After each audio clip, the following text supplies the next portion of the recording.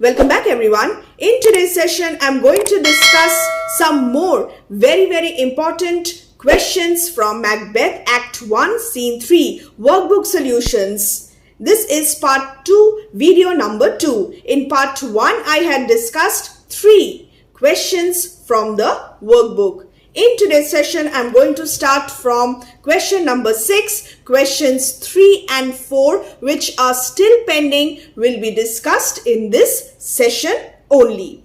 So, the most important question, what is the significance of Macbeth's soliloquy in Act 1, Scene 3? A 10 marks answer. What is the significance? You will have to highlight on the significance of Macbeth soliloquy. सिर्फ soliloquy को explain करने से ये answer complete नहीं होने वाला. तुमको significance भी clearly mention करना पड़ेगा और significance mention करने का मतलब क्या है? Critical comments अपने answer में भर देना है, add करना है. 10 marks question, you will have to write accordingly. What is a soliloquy? पहले definition understand कर लो. Soliloquy क्या है?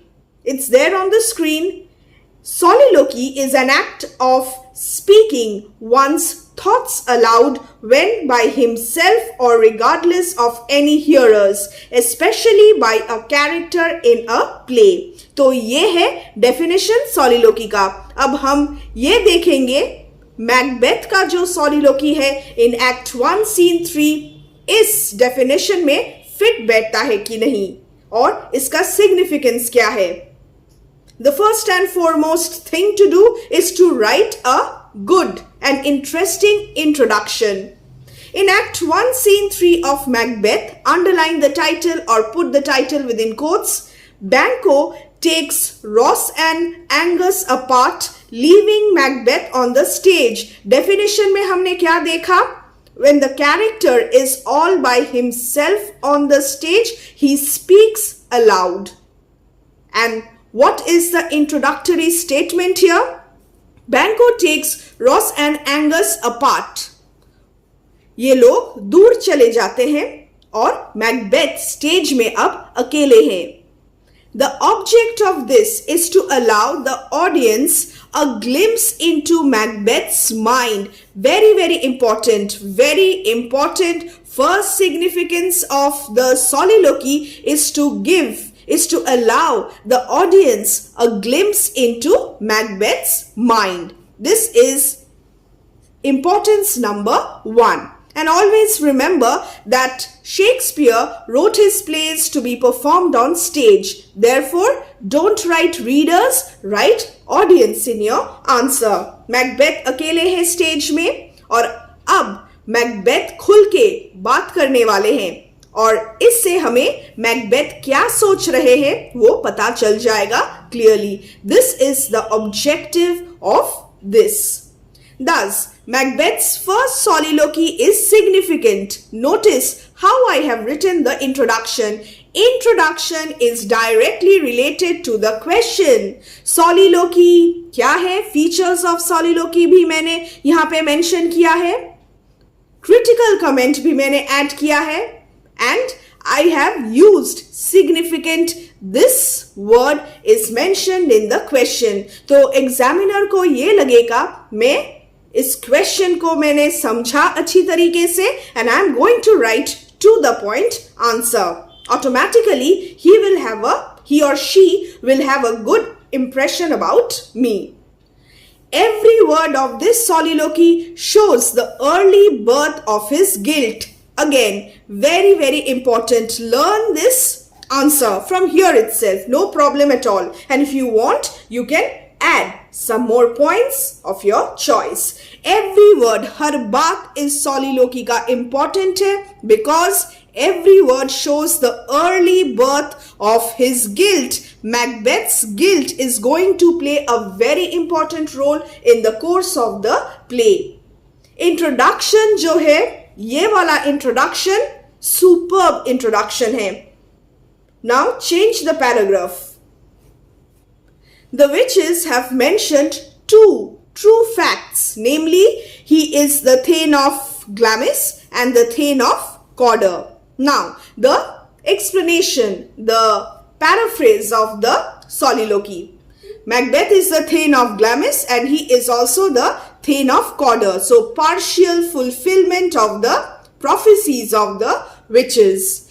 Just as a good prologue introduces a play, so the two truths have introduced Macbeth to the swelling act of the imperial theme, to the theme of kingship. Just as a good prologue introduces a play, the two truths, a quotation, have introduced Macbeth to the swelling act, the partial fulfillment of the prophecies and the effect of this on Macbeth, of the imperial theme. Another quotation.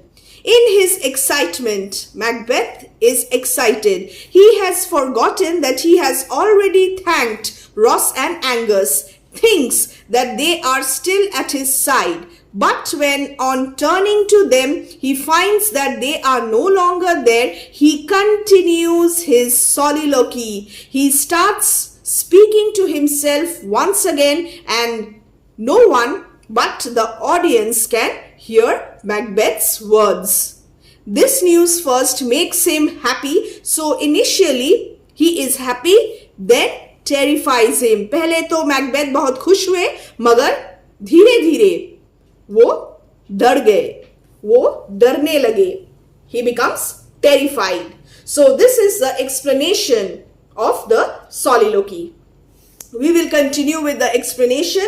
He tries to analyze the supernatural soliciting, another quotation, and while doing so, he wonders why this frightens and demoralizes him in a way that is contrary to all normal experience. He says that the idea of removing the king by murder is yet mere fancy. ये तो बस एक imagination है, वो तो बस ये सोच रहे हैं.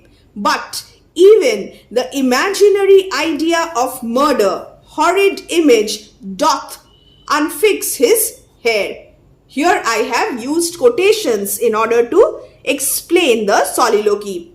Make his seated heart knock at his ribs and his single state of mind is shaken. What is the impact of these thoughts on Macbeth? He is terrified, and the horrid image, even the imaginary idea of murder, fills him with terror, fills him with fear, and his single state of man is shaken. I have used quotations in my answer. 10 marks question में textual reference is compulsory. 5 marks में भी textual reference add करना जरूरी है. He confesses that dreadful fancies of regarding the future overpower his senses and paralyze his power of action. So, mere thoughts. He is just imagining. The dreadful fancies have overpowered his senses and also paralyzed his power of action. He begins to be consumed by what is not. जो real नहीं है, reality and what is not real merges. Macbeth is not able to distinguish between what is real and what is not. And at present, what is not is more important. He is consumed. वो पूरा डूब गए हैं in thoughts में. So, dear students, this is the explanation of the soliloquy. Now, the significance to be stated clearly. Thus, Macbeth quails before his own hallucinations. Use this term. And we will see later also how Macbeth hallucinates. Hallucinations play an important role in this play. So here Macbeth quails before his own hallucinations regarding the future. Thus, this soliloquy, critical comment, very important once again. Thus, this soliloquy is characterized by a sense of foreboding. कुछ अच्छा नहीं होने वाला है, कुछ तो ऐसा कुछ होगा बाद में जो ठीक नहीं होगा. So this soliloquy is marked by a sense of foreboding and also fear. Very important critical comment. This is another significance of Macbeth's soliloquy in this scene. Macbeth's conscience here acts through his imagination, sets it all on fire, and he is terror stricken. So this is how you are going to write your answers. Critical comment से मैंने शुरुआत की, फिर मैंने explain कर लिया, and then again I am critically analyzing this soliloquy. Dear students, I hope you will find this answer really helpful, and if you write like this, I am sure you are going to get good marks. This soliloquy is also significant. Again, very important, another significance of this soliloquy. This soliloquy is also significant because it reveals Macbeth's imaginativeness, hallucinations, imaginativeness. These are characteristic features of Macbeth. Macbeth's imaginativeness, which makes him so liable to the influences of superstition, which Nemesis, Fate, uses as her instrument to punish him later in the play. This is Macbeth's weakness, and he will be punished later in the play, and this imaginativeness is going to play an important role then. Here Macbeth's most hidden thoughts are brought out into the surface by the hags of destiny, by the three witches, by the prophecies made by the three witches. Most hidden thoughts, subconscious, unconscious mind में जो Macbeth के thoughts थे, secret ambitions है, सब कुछ बाहर आ गया जब इन विचेस ने प्रोफेसीज मैकबेथ को अपने प्रोफेसीज के बारे में बताया. Macbeth is wrapped. He is uttering these words while he is soliloquizing. Just notice this spelling, soliloquizing.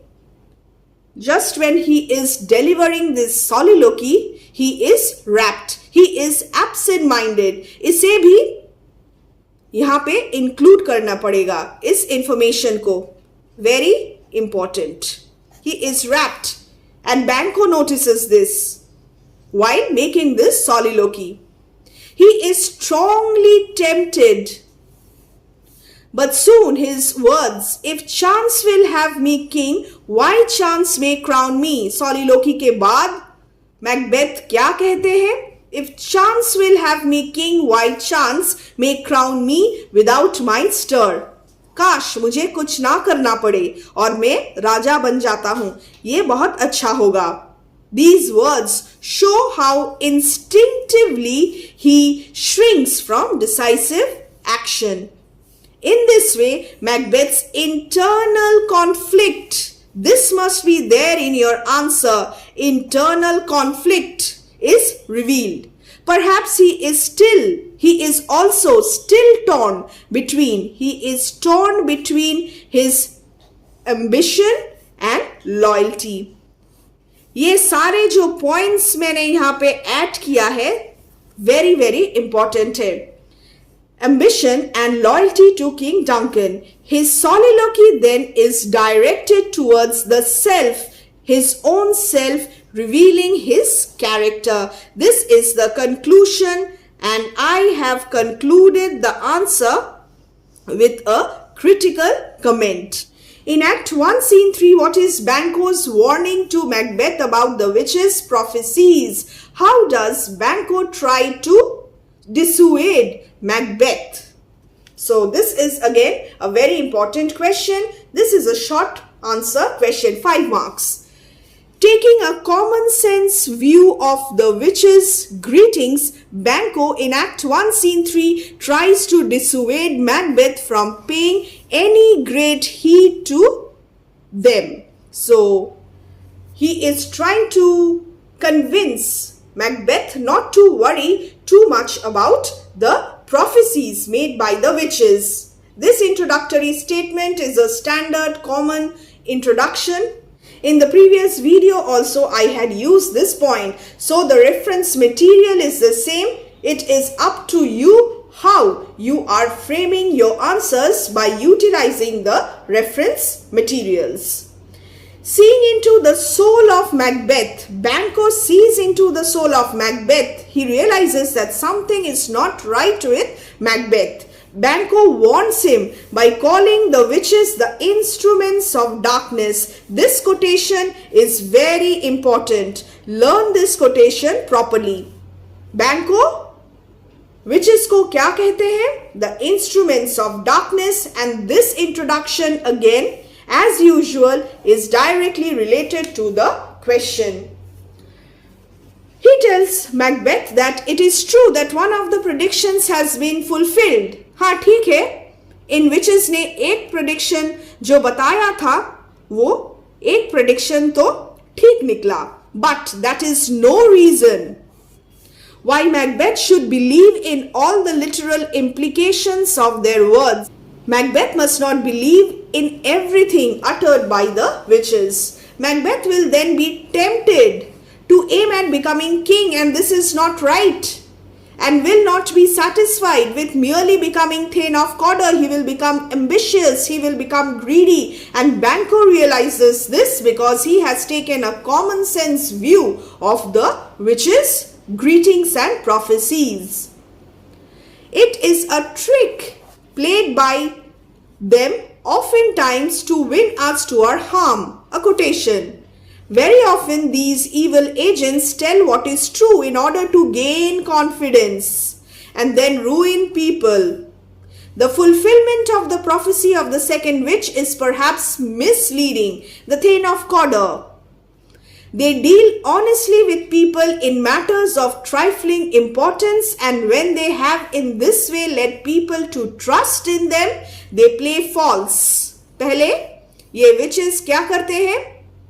Confidence gain करते हैं इंसानों का, and then they play false and betrays in deepest consequence bring about the downfall of men. In this way, Banquo warns Macbeth about the witches' prophecies. So this is a 5 marks answer. See the length? The length is adjusted automatically according to the questions. In Act 1, Scene 3, how does Ross and Angus praise Macbeth for his success in battle? This is from the workbook, and I have also added another question. Also mentioned King Duncan's response. King Duncan's response is also important. A separate 5 marks question can be based on this. In Act 1, Scene 3 of Macbeth, Ross and Angus praise Macbeth for his success in battle. Direct मैंने ये question से ही उठा लिया है. Introductory statement. They appreciate him. First, what do they do? How do they do it? They appreciate him for his heroism and military skill. आप कितने महान हैं, आप कितने brave हैं. They promptly, quickly deliver the news of King Duncan's happiness to Macbeth as an acknowledgement of Macbeth's bravery and contribution to Scotland. So this is crucial. The introduction is very good over here. They give Macbeth from our royal master thanks. So they have come here to congratulate him on his success, on his bravery, and inform him how King Duncan is amazed at Macbeth's personal venture in the rebels' fight and is so filled with admiration that he is left speechless. They have come here to deliver this news to Macbeth.